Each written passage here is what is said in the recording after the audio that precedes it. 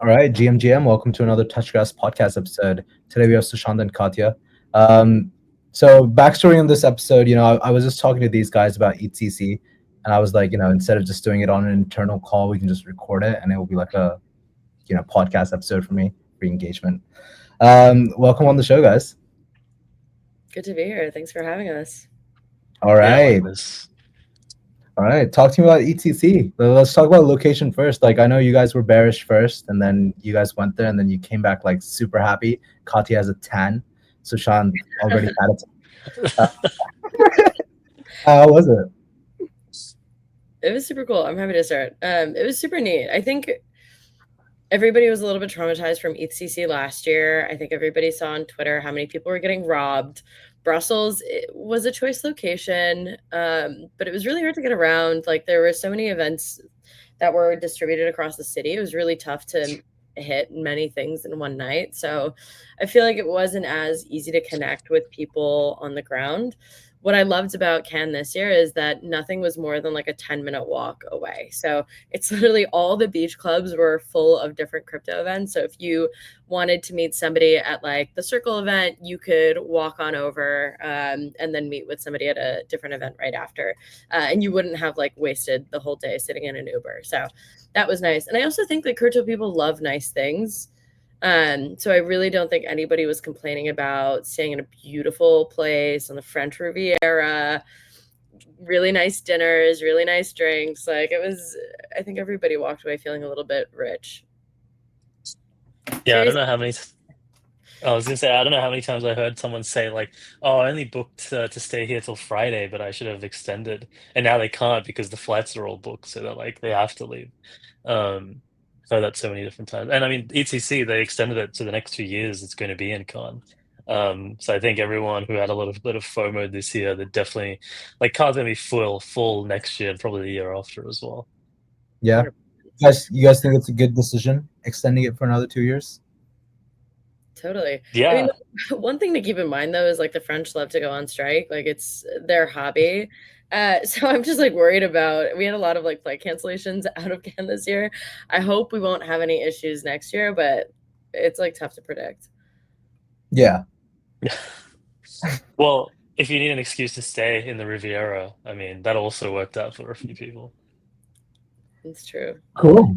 Talk to me about like emerging themes. Like, what were the type of conversations you guys were having? Was there like a persistent common theme amongst all the conversations?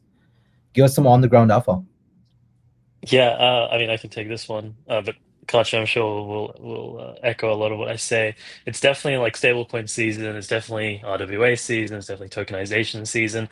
Stablecoins, obviously, with the Circle IPO, everyone and their mum is kind of super bullish stablecoins. Now everyone's talking about maybe it's a bit frothy, but everyone's like, oh, stablecoins is the Trojan horse to get like crypto mainstream, and it might very well be the case. Every single country, every single reserve bank, so many of these banks are deploying their CBDC central bank digital currencies on chain, and like now is the time to do it, especially if you want to cash in on that Circle hype.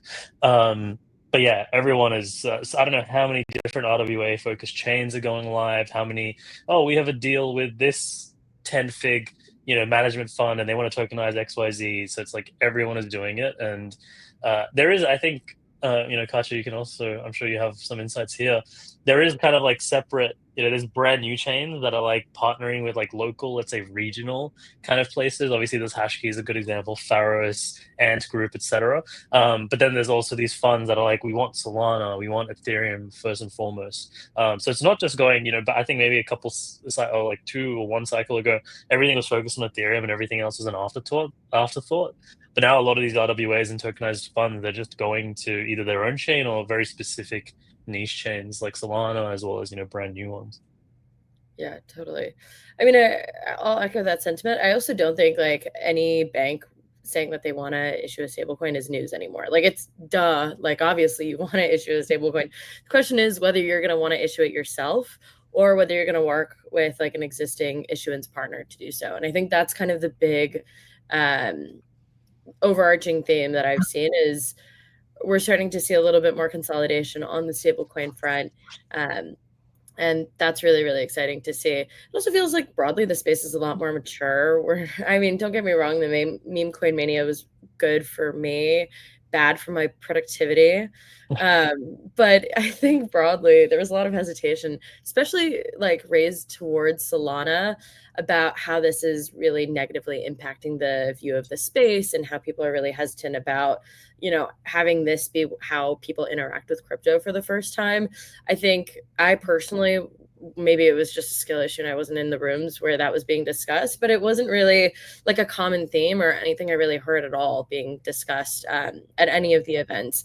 It seems like everybody's moving towards more professional, grown up industry that we are less degenerate about. And I think you can also kind of see that on the DeFi level too. Like, I feel like you're starting to see like Machina and all these like different aggregators and professional risk managers really be highlighted in the space now, because nobody wants to be, farming some sort of illiquid token anymore. They'd rather be really thoughtful and optimizing yield and, and thinking about the way that they can engage on chain. So it just feels like we're all kind of growing up, which is, very good to see. And hopefully regulation will follow and we'll actually start to hit like main market penetration.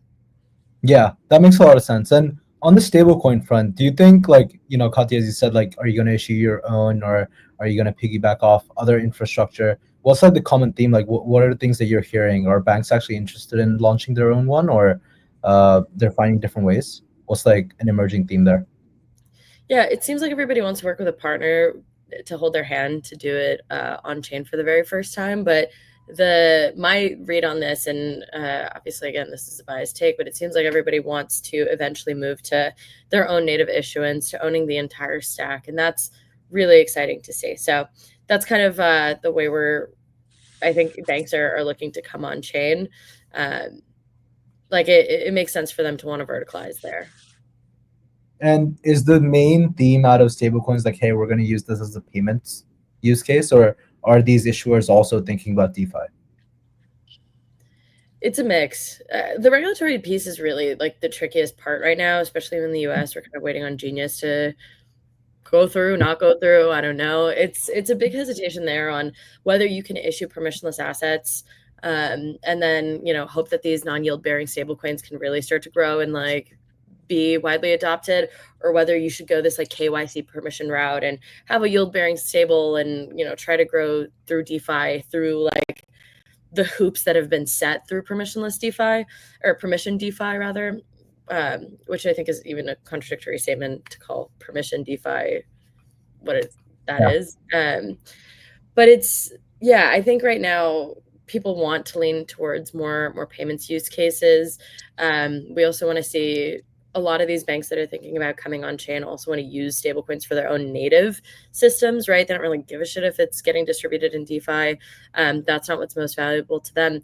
They're thinking about how blockchains can help bring down costs for them, right? And bring transparency into their systems. And they're starting to think about ways that like banks can transact with each other and do interbank settlement, all on chain, which is really great, because I think we talk about this a lot, and when we talk about Wormhole's utility and the purpose of interop, but it's really like a big issue when you see how much money is just disappearing off of balance sheets every year between banks. Like, their accounting errors are so bad, and if you have this like immutable ledger that you can actually just transact off of and stop like losing money, like because somebody forgets a couple decimal points, that's a super compelling business case, and that is like reason enough for you to issue your own like stablecoin, even if it's Yeah, not like widely grown. for sure. I think a follow-up question to that is, did you guys meet any teams or like any projects that are like that have recently just joined the crypto space? Was Can more like, hey, like we know these people, we're just catching up, or was it like, okay, we're actually gonna meet new people that we've never met before? Were Europeans interested in coming to France and attending the conference? How was the landscape like?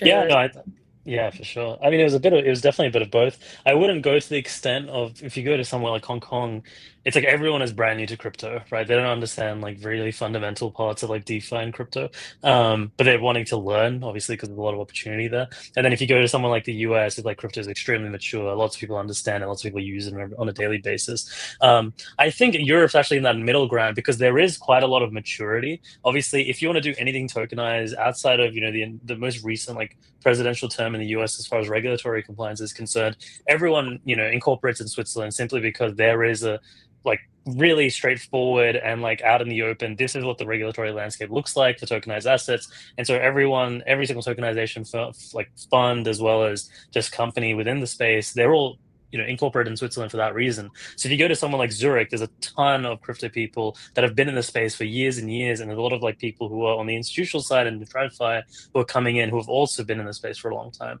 And then on the other side, you still have a lot of Europe that, I mean, like France, obviously, is home to a lot of great devs. I mean, there's a reason the whole meme of the future of France is what we're building here kind of came about. Like so many good builders come out of the space. I will say there is definitely like kind of the analogy I'd use is that Europe hasn't had to need to use crypto, if that makes sense. And so on a retail level, not many people care, right? If you're in the EU, you have like a canonical stablecoin that serve the purpose for like countless countries, which is obviously the euro. But then obviously if you go to somewhere like Latin America, it's like they don't even use their own currencies. They'd rather use US denominated stablecoins. And so I think it's still quite slow. I mean, Kachi, you might disagree with this, or maybe you agree. Where it's like when it comes to retail use within Europe, no one cares because they don't need to care, really. If you consider Turkey part of Europe, well, then Turkey, obviously, they use it extremely heavily, but that's the only real exception to it, honestly, in my opinion, at least. No, totally. Turkey's a great example of like where crypto is most practical. Their inflation is just god awful. It's actually really interesting. I was actually in Northern Cyprus recently, and they have a huge amount of crypto adoption there. But that's also debated. Like, I don't even want to call that Turkey. I don't even want to get into the geopolitics of it all. But it's good to see like that there's meaningful adoption of these assets and of the system broadly for people who need access to like stable financial systems. So yeah, I'm fully agreed with you, Sushant. It's like a nice to have right now in Europe and definitely in the US, but for the vast majority of the rest of the world, it's becoming more and more critical infrastructure. Was there a heavier rally around a euro stablecoin at the conference where like people were talking about it? I will say we went to Circle hosted a beach club event and they had a massive sand monument to your sea, to like their Euro stablecoin. That was just like a massive thing that they made out of sand. They must have brought in an artist. So I think they're definitely, at least on the Circle side, they're definitely focused on getting more adoption for EuroC. Obviously, it's not even close to USDC as far as issuance is concerned. But it kind of goes back, right? It's like, what is the value prop? Like, how much additional utility does that give you? Like in your everyday life. And to be completely honest, in my opinion, it doesn't really give much added benefit versus just using US dollars if you really want to use a stablecoin versus fiat, like cash money. Totally. Yeah. Cool. All right, let's take it a step further. EthCC, obviously there's a lot of narrative around like scaling the L1. Obviously both of you guys have been to EthCC in the past. Did vibes feel different this time? With all that's going on in the Ethereum Foundation, surface level, ground level, how are the vibes? Yeah, do you want to take this one, Sush? Yeah, for sure. Well, just on the ETC level, I will say because prior to ETC and people going to Cannes, people were very bearish. So I do think it kind of removed a lot of the tourists, which is fine. Obviously, you need them because that's how the industry grows as a whole. But I did notice at ETC this year there was very few people who didn't work within the space that I met, and that's not really the case. So if I go to any other conference, I'll meet a lot of people who are just there for the vibes, there because they're interested in crypto, they've been trading it, they've been buying Bitcoin, whatever. But here, it's like pretty much every single person I met worked in the industry. Obviously, it was a hell of a lot smaller than it was usually, but I think it did make just the tip, like the average audience member of the conference week itself, far more mature and just way more knowledge of the space. But that was just one anecdote I'll say. On the Ethereum side, obviously, the Ethereum Foundation has been working on like I forgot the actual EIP specifically, but they're like natively cross-chain intent standard. They're also working on, a natively multi-chain wallet as well. So you're able to interact with all of these L2s as if you're just interacting with a single chain. So I think it's definitely like top priority for them. I think, historically it was like, okay, how do we scale Ethereum? L2s are the answer. But what's happened is, and we've seen this in countless other ecosystems, Polkadot comes to mind, Cosmos as well. There's a few others where it's like the moment you start taking value away from it, like any chain, in this case Ethereum, it ends up with fragmentation of liquidity. And then you take it an order of magnitude more, because then you have the OP stack, which is like further fragmentation, and they have their own kind of cordoned off, super chain. And then you have Arbitrum Orbit with theirs, and then you have ZK Sync with their elastic chain. So it's just like, maybe give it another 2 years, we'll have like L4s that are built on like an L3 that's built on Orbit, that's built on Arbitrum, which is settles to Ethereum. So I think they're realizing, oh shit, I don't know if I can swear, that, we need to figure this out sooner rather than later. Yeah. And then like to that point, like I guess everybody's really excited about scaling Ethereum. Like that continues to be a hot button issue in the space, but like Solana was at EthCC, right? Like the Cardano team was right. Like you're starting to see the EthCC is becoming less ETH centric and is just like synonymous with us wanting to grow the crypto ecosystem broadly. Oh, you're muted. Sorry. Did you guys interface with the Ethereum Foundation team? What were the kind of like, if yes, like what are the kind of things that they were talking about with other people in general? I didn't meet with them personally. They're Yeah. very, I think it's a small team. It's tough to catch. We've spoken with them like several times before, mostly on the institutional front, to get a sense of how they're thinking about growth. But it seems like it's been tough to have such a small foundation who's working towards like a truly decentralized and like neutral base infrastructure, when there are so many new chain foundation teams who are not neutral and are very opinionated in how they want to grow their ecosystem. And so those are two really radically different like cultures and approaches. That's kind of makes it tougher for ETH. Yeah, that makes sense. I think the next question that I have, like we talked about CAN, we talked about the Ethereum Foundation. What are some of the projects or ecosystems that got the most mindshare in your opinion? Like, this was a project that was mentioned in every conversation. I can definitely tell you what I saw on Twitter, and it was definitely Robinhood and Arbitrum. But like, what were the vibes on the ground? Like, what were people talking about? Yeah, I think everybody was talking about Robinhood and Arbitrum. Katana was also exciting. I think they're like two separate things. Maybe I'll jump in on the Katana piece, and so she can chat more about the Robinhood side. But the Katana thing is really exciting, because I think it's like the first time we're seeing, well, okay, I won't say first time. It's clearly not the first time we've seen rehypothecation of assets on like the bridge level. But it's like a really exciting opportunity to see like what the future of like bridging could even look like, right? Like historically, you look at any of these like lock and mint bridges, you're sitting on tons and tons of capital. That capital is just like sitting, waiting, idle in a contract.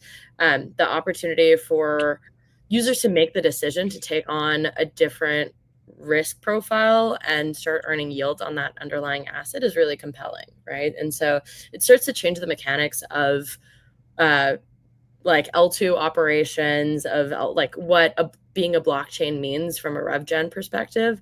And that I think is really kind of starting to push the envelope. So it's been really exciting to see their growth. Obviously, they announced the mainnet during EthCC through a rager, of course, as they love to do. But yeah, Arbitrum was definitely also very hotly discussed. Yeah, without a doubt. I think there was kind of a vibe for the last, I don't want to say 12 months, maybe 6 to 12 months, where it's like Arbitrum was leading the race as far as L2s are concerned. They had GMX, that was, the biggest like perptex for the longest time, and it kind of like carried Arbitrum for a very long time.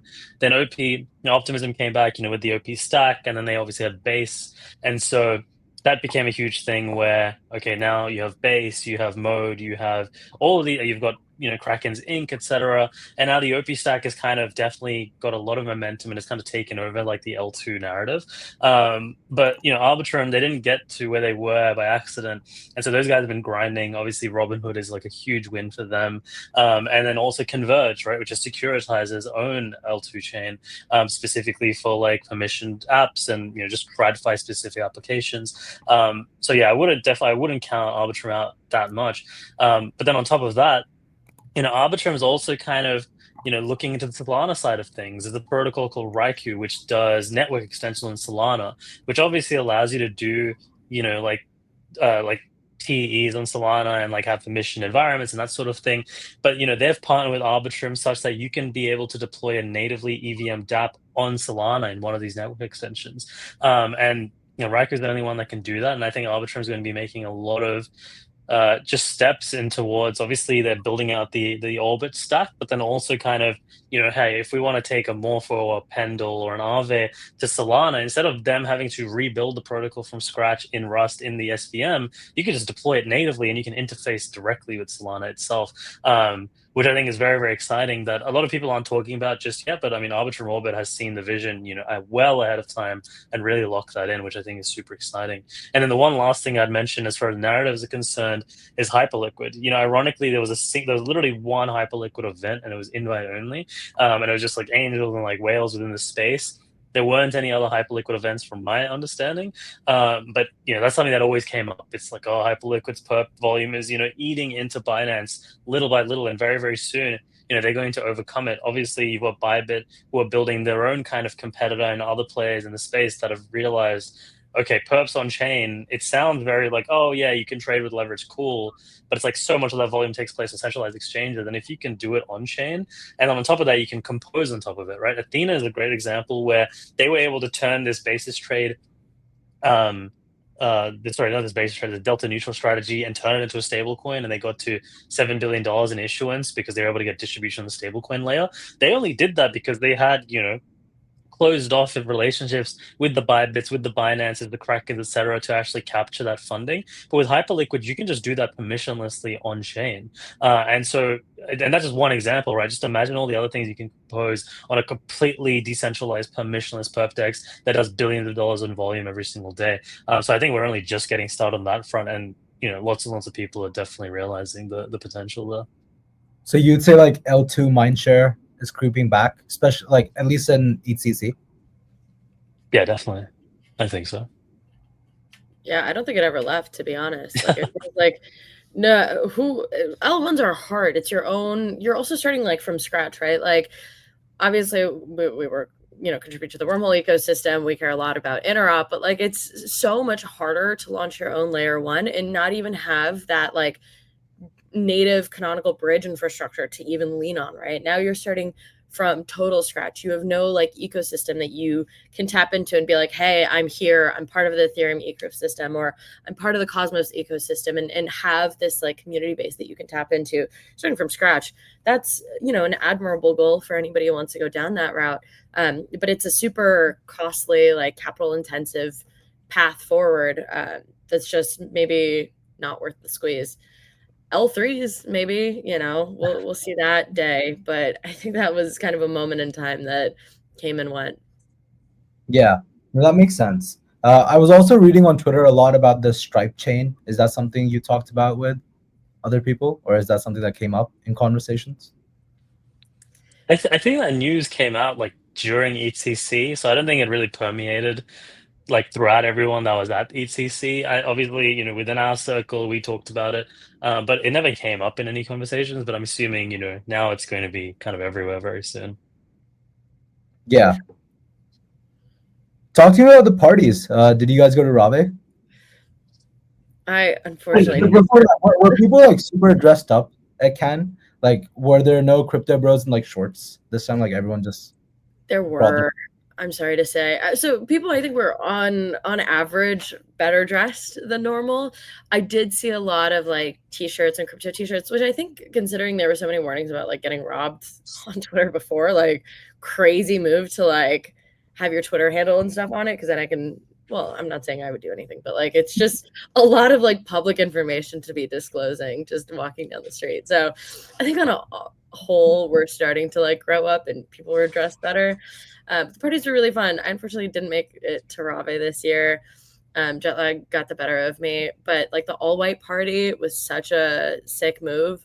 Obviously, I'm gonna be on it, like say with my chest, the rAAVE parties are the best parties in the space. Like without a doubt, the way that that production is handled every year is just like unbelievable down to the details. The views were unbelievable. They hosted it in the same place that they had their DeFi Summer Day, so you could see the entire city and like overlooking the water. It was spectacular. But I think like one of the most unique things about rAAVE is like that they're gaining public media attention. A few years ago, I don't remember where it was hosted, but The Economist wrote about that party. And then this year, CNBC wrote about rAAVE, which is like sounds really funny, but it's also when we talk about not being, basement dwellers in crypto and being real professionals who care about this and like are really intentional with the way that we're building this space. I honestly think going down to like even the party level and how we interact on like a social level is really important in like the public view. So I think they do a lot of good PR for the space probably with those parties. Yeah. So Sean, what about you? You go to any parties this year? No, I made a vow that conferences from now on, I don't go to parties. I try to sleep before 12 midnight. I mean, obviously, if we host a party, like we have Club Hologram, I'll obviously always go to those. But I never go to third party. I'd rather like if I'm gonna have a late night, I'd rather be like with friends that I wouldn't otherwise see unless we were going to a conference. Like I can go to a party anytime. You know what I mean? Yeah, that makes sense. I know, Katya, you mentioned meme coins earlier. When I went to Token this year, like everyone was building meme coin infrastructure. Are people still on the ground building meme coin infrastructure? Like, are they building the next BullX, for instance? Did you interface any projects like those? Less. I think I think there's just consolidation there. I think you have the few players who have demonstrated success in being able to reach that retail audience. Again, building that user base from scratch is really tough. So I personally didn't see as much of it this time around, but maybe Sushant saw something different on the ground. Yeah, I'm not gonna lie. Meme coins have definitely kind of. I don't want to say it's died. Obviously, like Bonk.fun, Bonk.fun, like Radium's Launchpad is doing really, really well. Like they've surpassed Pump.fun like quite a while ago now. Obviously you have Pump.fun like Token Sale going live in like 3 days. So there is like more. The pump token? No, everyone kind of was just like whatever. Like No. honestly, not many people. Yeah, I think the meme coin craze hasn't left. But I have like I've spent quite a bit of time in the trenches, and people just aren't able to catch bids like they used to. Like there just isn't much liquidity and like just activity in the meme coin space that's happening right now as it was like let's say 6 months ago. People are still interested in it, but it's not that like money printing machine. Like you just create an alternative front end. You chuck on 1% fees on the front end and Bob's your uncle. Like those days are kind of I don't want to say over. It might come back in the future, but at least right now it's not the case. Cool. Last question. I know we're coming up on the 30. I went to Token this year, and one of the things that I noticed, like one of the upcoming ecosystems that no one had heard of before, but they made the rounds, was Plasma. Were there any such ecosystems that were making headlines at EthCC? Like it was the first time you guys heard about it, everyone's talking about it. Was there a standout ecosystem? Not really beyond the Robinhood thing. I feel like that totally sent shockwaves. I mean, it wasn't just Robinhood that announced, it was also X stocks, right? Like there was just a lot of excitement around that narrative broadly and the fact that Robinhood's launching their own chain. A lot of speculation on who might be next. But that was just my read on it. Yes, Sushant? Yeah, I mean, obviously the hyperliquid, but that never changes. Yeah. Yeah, not really. I mean, there was some talk about like Alpenglow from Solana, which is like their kind of upgrade, the changing finality from 12 seconds to 100 milliseconds. That you've got obviously the Monad, the Mega ETH debate that's like hotly debated. I will say though, not much attention on those two chains during EthCC, at least from my experience. I think so much time has been spent on those two chains. People have kind of got fatigued about like talking about the next super high performant parallelized EVM. Like we've been around the block so many times on that front. So yeah, I think people are just waiting for things to launch now. It's like we've done the marketing, we've done the whole hype and like this and that. Like now we have to actually see something in production and see how things go, I think. Yeah. Were you guys so there's like a timeline, like the Robinhood thing happened, the FUD on Twitter happened, the FUD on Twitter went away. Like you guys were actually on the ground for all of that.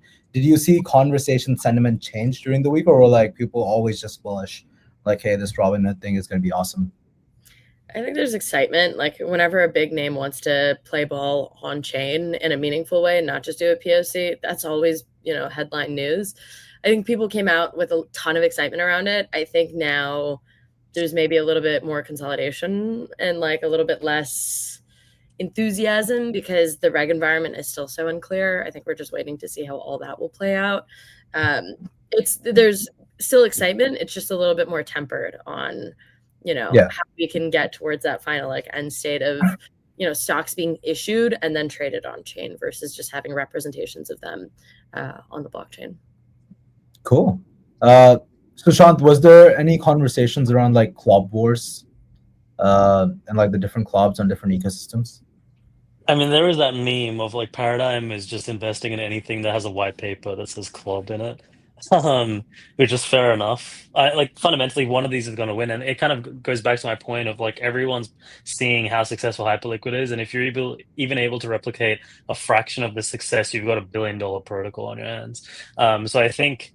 I won't say there was like necessarily like on the ground super excited, like wow, a centralized order book. Like it's not the most exciting topic, if being honest. But there's definitely just narrative there that people are obviously with Kuru's raised just recently, more, and obviously what GT on the Mega ETH side, and a few others obviously. Yeah, I will say something that is exciting. Obviously, this happened this week, but Phantom just announced perps using Hyperliquid, which is like super insane. At the Hyperliquid event that you went to, so during token, a lot of people that were into like the Hyperliquid trenches were also farming lighter. Is there a shift in like what Hyperliquid users are farming on the side? Like they're probably making their main trades on Hyperliquid, but they're farming this thing on the side, hoping it yields the same results. Honestly, they're just farming Hyper EVM protocols now. Yeah. It's like a lot of people who've been like king-made, quote unquote, from Hyperliquid. They're just like, why should I go anywhere else? Honestly, it replicates a lot of the early days of like Binance Smart Chain, where it's like a lot of people who are early to BNB, like even to this day, they only spend time on Binance Smart Chain, which is like also like a very under talked about ecosystem. Everyone's like, oh, Binance on-chain is like last cycle, but then you look at the on-chain data, it's like people are using the hell out of this, especially in Asia. But it doesn't get much like word, or like no one really talks about them on the timeline because I guess it's not sexy. Binance's time was like last cycle, but it's still like one of the most used chains to this day. And so a lot of that activity where it's like people that were building a Binance Smart Chain, made money in Binance Smart Chain, they're like stuck to that ecosystem. And we're getting a lot of that on the Hyperliquid and the Hyper EVM side as well. That's awesome. Katya, a question for you. Obviously, Wormhole announced our partnership with the XRPL ecosystem. Was that something that people asked you about? Like, hey, working with that ecosystem, how's it like? ROUSD, all that stuff. Definitely.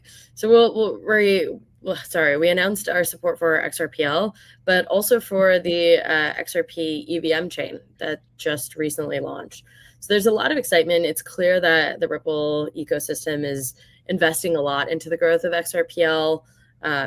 That's most like evident by Circle launching USDC there. I'm sure a lot more institutions will follow. We're really excited about the future of that ecosystem, and we'll be continuing to double down there. Does the Ripple ecosystem or community attend EthCC? Like, did you meet people who were enthusiastic about XRP at the conference? There's going to be XRP fanatics everywhere you go. Like, you will find them in every country, in every city around the world. There's a lot of people who made a lot of money off of XRP, and they're really happy about it. So yeah, there's definitely a lot of enthusiasts there. There's also a lot of like dedicated XRPL events that are super hotly attended. I think generally it's a different crowd from, the more builder focus, but we're starting to see more and more teams be excited about XRPL and want to expand there. And we're helping guide the way that they think about, support in that ecosystem. Awesome. Last thing I want to cover, I saw this a lot on the timeline.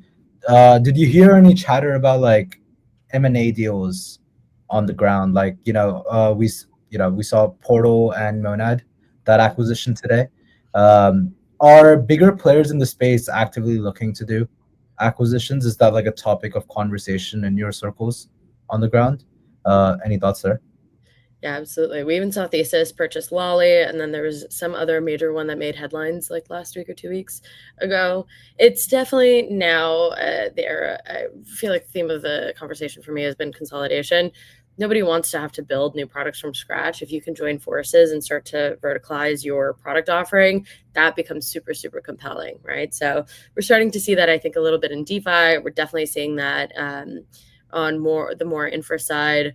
I'm anticipating a lot more, mergers and acquisitions over the next 6 to 12 months for sure. Yeah, just to add to that, I mean, OpenSea just acquired Rally a few days ago, whenever it was, or they at least announced it. And Rally's whole thing is like, you're able to see what Rally's, right? It's like a Memecoin focused wallet. And so OpenSea is clearly saying, okay, NFTs, they've had their time. They're still working on it, obviously, but it's like they want to kind of shift their focus to meme coins and like just go straight off to retail. So yeah, to Katya's point, no one wants to build these things and get user bases from them from scratch. Obviously, this happened a while ago, but Stripe acquiring Bridge, great example of that as well. 100%. Cool. Last question for both of you, and this is going to be really like clickbaity, but like, what's your number one takeaway from EthCC? I feel like we've had 10 last questions. I'm just kidding. I swear. I think the biggest takeaway from EthCC is that I think we're all just maturing as an industry. I think, we're starting to see institutions not just talking, but actually coming on chain. It's just been nice to see the evolution of the space over the last 5-10 years to being something that's a lot more, productive and has the opportunity to be useful globally. All right, Sean?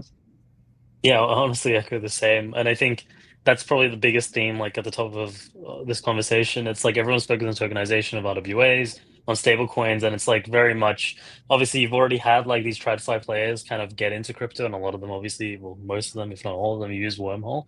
But it's that's definitely what everyone is talking about now. So it's clearly, this is probably I don't want to say, with last cycle, we were like, oh, institutions are here. Remember that meme back in 2021? Obviously, that wasn't that true, but I think it is true now, objectively. Yeah. People used to love a POC. Now it's no longer enough. Now unless you're talking about deploying contracts on chain, nobody really cares. Cool. All right. Thanks so much for coming on, guys. Katya, that was the last question. All right. Thanks for having me. Thanks so much, guys. Thanks, guys. Bye.